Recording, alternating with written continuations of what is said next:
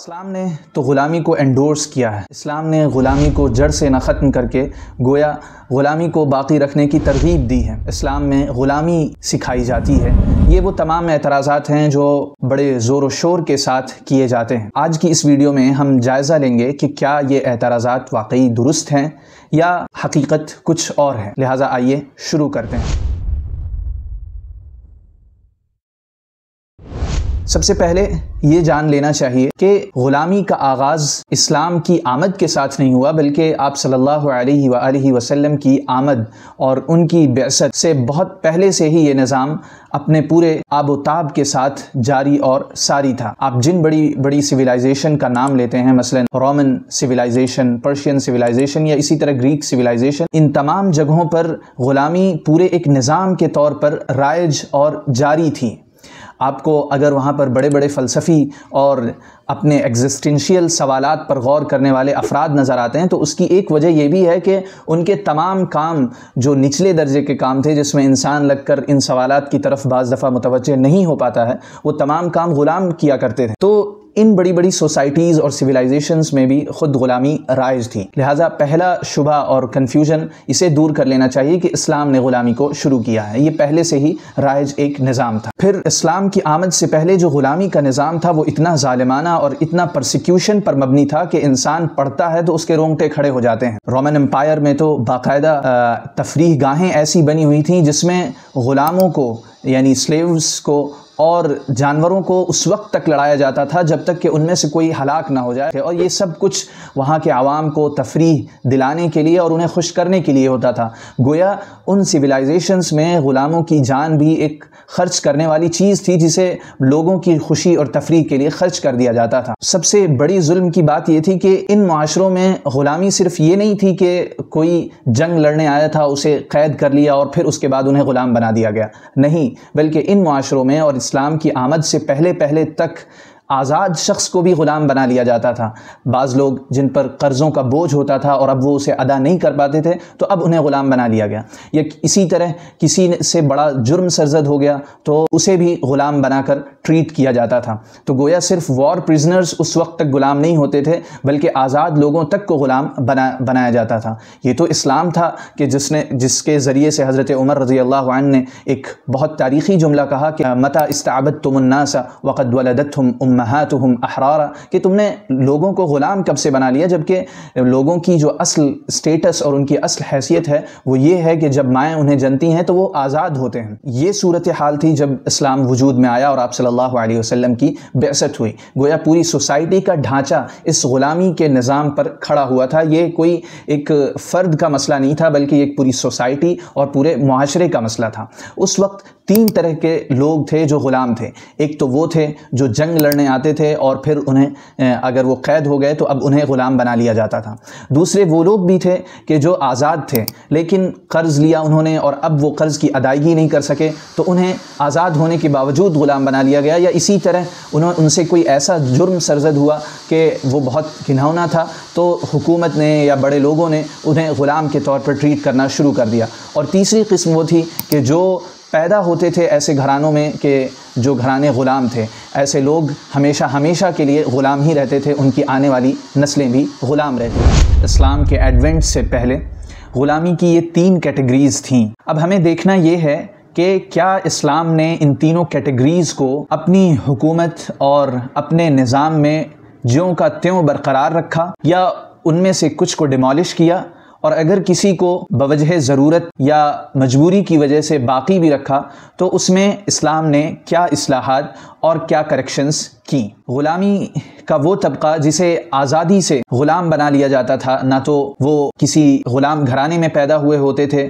نہ وہ جنگ لڑنے آتے تھے، لیکن اس کے باوجود انہیں یا تو لوٹ گھسوٹ کر یا ان پر حملہ کر کے یا اسی طرح کسی قرض کی وجہ سے انہیں غلام بنا لیا جاتا تھا۔ اسلام نے اس طریقہ کار کو بالکل جڑ سے ختم کر دیا اور آزاد لوگوں کو غلام بنانے کے تصور کو بالکل ختم کر دیا۔ آپ صلی اللہ علیہ وسلم کی حدیث ہے، قال النبی صلی اللہ علیہ وسلم قال اللہ تعالی ثلاثة انا خصمهم يوم القيامة رجل اعطى بي ثم غدر ورجل باع حرا فأكل ثمنه ورجل استأجر اجيرا فاستوفى منه ولم يعطي اجره۔ اس میں ایک چیز یہ ہے کہ اللہ تبارک و تعالی قیامت کے دن اس شخص کے شدید خلاف ہوگا جس شخص نے کسی آزاد آدمی کو غلام کے طور پر بیچ دیا ہو اور اس کی قیمت بھی کھا لی ہو۔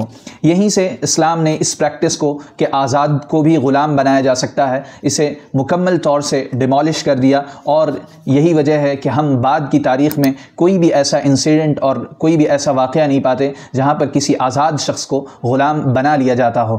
حالانکہ یہ پریکٹس بڑی بڑی civilisations, Roman, Greek, Persian, Egyptian, تمام سویلائزیشنز میں اس پر عمل کیا جاتا تھا اور آزاد لوگوں کو بھی غلام بنا لیا جاتا تھا۔ لہٰذا اسلام نے اس پہلی کیٹیگری کو کہ آزاد لوگوں کو بھی غلام بنا لیا جائے، اسے مکمل طور سے ختم کر دیا۔ غلاموں کا دوسرا طبقہ ان لوگوں پر مشتمل تھا جو نہ تو وار پرزنرز ہوتے تھے، لیکن غلامی کے گھرانوں میں پیدا ہونے کی وجہ سے ان کا سٹیٹس بھی غلاموں جیسا ہوتا تھا۔ اسلام نے اس ضمن میں ایک گریجول اپروچ اختیار کیا، ایک تدریجی طریقہ اختیار کیا تاکہ ان غلاموں کو آزاد کیا جا سکے۔ اس کے لیے اسلام نے غلاموں کو آزاد کرنے کی فضیلت بیان کی، غلاموں کے ساتھ حسن سلوک کی تلقین کی، اسی طرح بعض گناہوں کے کفارے اور اٹونمنٹ کے طور پر غلاموں کو آزاد کرنے کی صورت تجویز کی۔ اس طریقے سے دھیرے دھیرے گریجول غلاموں کی یہ کیٹیگری آزاد ہو گئی۔ اب یہاں سوال یہ پیدا ہوتا ہے کہ اسلام نے پہلے ہی دن مکمل طور سے یعنی اس کیٹیگری کو ڈیمالش کیوں نہیں کیا؟ تو اس کے جواب میں یہ کہا جائے گا کہ غلامی ایک پورا انٹرنسڈ نظام، سسٹم اور بہت پیچیدہ نظام تھا جس میں ایک پوری کلاس تھی جو غلاموں کی تھی۔ اگر انہیں پہلے ہی دن آزاد کر دیا جاتا اور اس پورے سسٹم کو ختم کر دیا جاتا تو ایک سوسائٹی میں ابتری پیدا ہو جاتی، سوسائٹی میں ایک ناہمواری پیدا ہو جاتی جس سے ڈیل کرنا بہت مشکل ہوتا۔ لہذا اسلام نے پہلے ہی دن انہیں آزاد کرنے کے بجائے ایک گریجول اپروچ اختیار کی۔ اس میں آقاؤں کو سکھایا گیا کہ وہ اپنے غلاموں کی تربیت کریں، اور اسی طرح ایک مزاج پیدا کیا گیا کہ غلامی یہ کوئی نیچرل طریقہ نہیں۔ اور پھر اس کے بعد دھیرے دھیرے جب غلام آزاد ہوئے، سوسائٹی میں اویئرنیس پیدا ہوئی، تو اس نظام کو دھیرے دھیرے وہ اسلام نے ختم کیا۔ اگر پہلے ہی دن اسے ختم کر دیا جاتا اور آ کے 8 بجے اعلان ہو جاتا کہ آج سے غلامی کا یہ نظام ختم کیا جاتا ہے، تو ایک پوری کلاس جو اپنے آقاؤں پر، اپنے ماسٹرز پر ڈیپینڈنٹ تھی، ان کا کیا انجام ہوتا، وہ کہاں رہتے،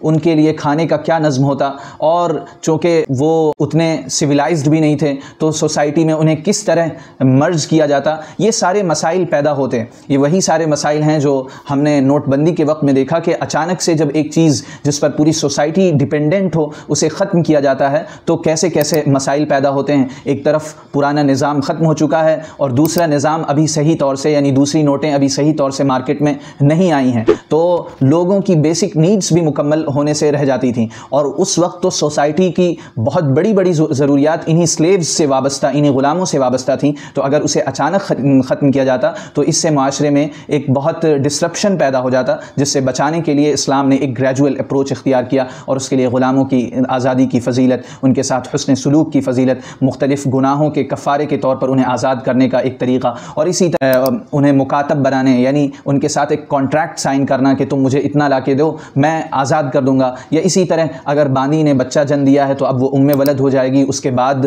جو ماسٹرز کے ہائرس ہوں گے وہ اس کے مالک نہیں ہوں گے بلکہ اب وہ آزاد ہو جائے گی۔ اسی طرح مکاتب، ام ولد، مدبر، یہ ساری چیزیں اسلام نے انٹروڈیوس کرائیں تاکہ غلامی کی یہ کلاس اور یہ کیٹیگری گریجولی ختم ہو، اور اس سے اسلام کی جو پریکٹیکل اپروچ ہے، یعنی اسلام کوئی ایسا دین نہیں ہے جو صرف خیالی فلسفے پیش کرتا ہو جس کے نتیجے میں باتیں تو بہت اچھی ہوں لیکن وہ زمینی سطح پر اسے اپلائی نہ کیا جاتا ہو، بلکہ اسلام نے ایک پریکٹیکل اپروچ اختیار کی اور اس کے نتیجے میں غلامی دھیرے دھیرے ختم ہوئی۔ آج اگر غلامی کے خلاف یہ پورا مزاج نظر آتا ہے تو اس میں اسلام کا سب سے بڑا کنٹریبیوشن ہے۔ اگر لوگوں کو یہ شبہ ہوتا ہے کہ اسلام نے اچانک سے ختم کیوں نہیں کیا تو یہ ان کی عقلوں کا قصور ہے۔ اب رہ جاتی ہے غلاموں کی تیسری کلاس، اور وہ ہے امپریزنرز آف وار، یعنی وہ لوگ جو جنگ لڑنے آئے تھے، جو اس ارادے سے نکلے تھے کہ ہم سامنے والی فوج کو تہہ تیغ کر دیں گے، وہاں کی پبلک کو نقصان پہنچائیں گے، اور وہ انہیں معلوم تھا کہ ہم نکل رہے ہیں تو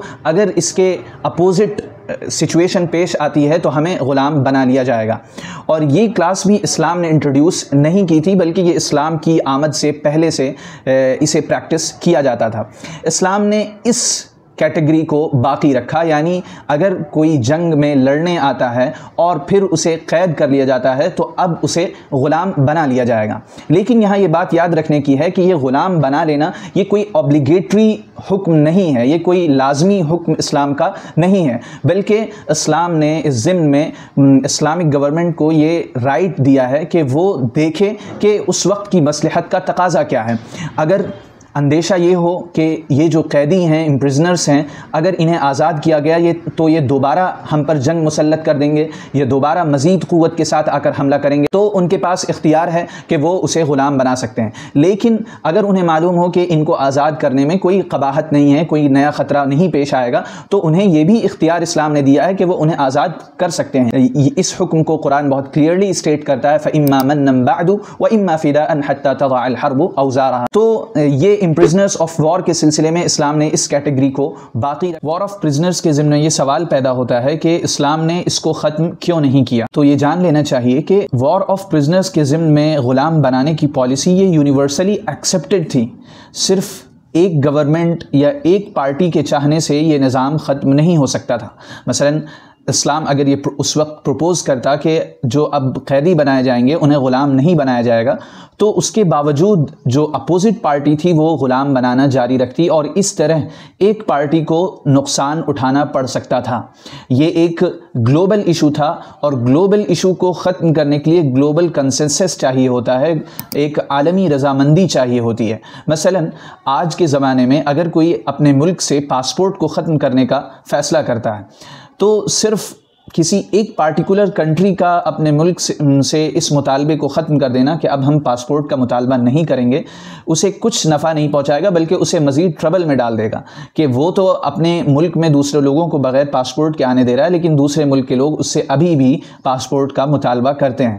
تو یہی چیز اس وقت وار آف پرزنرز کے ضمن میں تھی کہ اگر اسلام خود سے اسے پروپوز کرتا تو ایک طرف تو دوسروں کے قیدیوں کو وہ غلام نہیں بنا سکتا تھا، دوسری طرف اس کے قیدی غلام بنائے جاتے جنہیں چھڑانے کی اور جنہیں بچانے کی پھر اسلامک گورنمنٹ کے پاس کوئی راستہ نہیں ہوتا۔ لہٰذا it was a global issue and it needed global consensus. اور پھر وار پرزنرز کے ضمن میں آپ کے پاس 3 راستے ہیں۔ آئیے دیکھتے ہیں کہ ان کے ضمن میں سب سے حکیمانہ راستہ کون سا ہے۔ ایک راستہ تو یہ ہے کہ جو بھی قیدی جنگ میں پکڑے جائیں انہیں ایگزیکیوٹ کر دیا جائے، ان کی زندگی ختم کر دی جائے۔ ظاہر ہے ہر وار پرزنرز کو قتل کرنا یہ کہیں سے انصاف کے مطابق نہیں معلوم ہوتا، اور اس پہ کوئی بھی اگری نہیں کرے گا۔ دوسرا راستہ یہ تھا کہ انہیں امپریزمنٹ فار لائف دے دیا جائے، یعنی زندگی بھر انہیں قید رکھا جائے، اور یہی طریقہ آج ویسٹرن ورلڈ نے اختیار کر رکھا ہے۔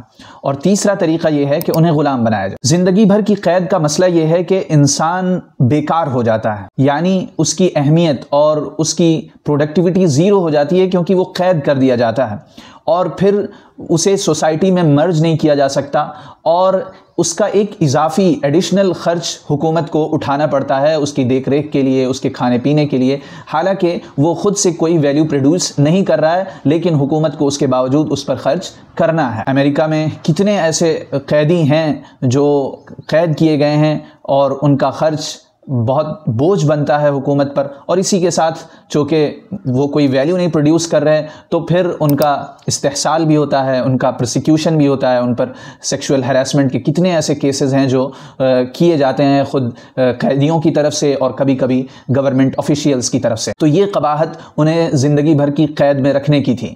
اور ایک طریقہ وہ ہے جو اسلام نے اختیار کیا کہ جو وار کے قیدی ہوں گے انہیں غلام بنا کر سوسائٹی میں مرج کر دیا جائے گا۔ اور صرف ایسا نہیں ہے کہ انہیں غلام بنا کر اسلام خاموش ہو گیا، نہیں، اسلام نے اس کے بعد گائیڈ لائنز دیں کہ آپ کو انہیں کس طرح رکھنا ہے۔ اسلام نے بتایا کہ آپ انہیں کوئی ایسا کام کرنے کو نہیں کہہ سکتے جس کی وہ طاقت نہ رکھتے ہوں۔ آپ صلی اللہ علیہ وسلم کی حدیث ہے کہ کوئی ایسا کام مت سپرد کرو کہ جس کی وہ طاقت نہیں رکھتا، اگر کوئی ایسا کام سپرد کرو تو تمہیں خود اس کی مدد کرنی چاہیے۔ چاہیے۔ اسلام نے بتایا کہ اگر تمہارا غلام کھانا بنا کر لائے تو تم بھی اسے ایک دو لقمے دو، کیونکہ اس نے اس کھانے کو بنانے میں مشقت برداشت کی ہے۔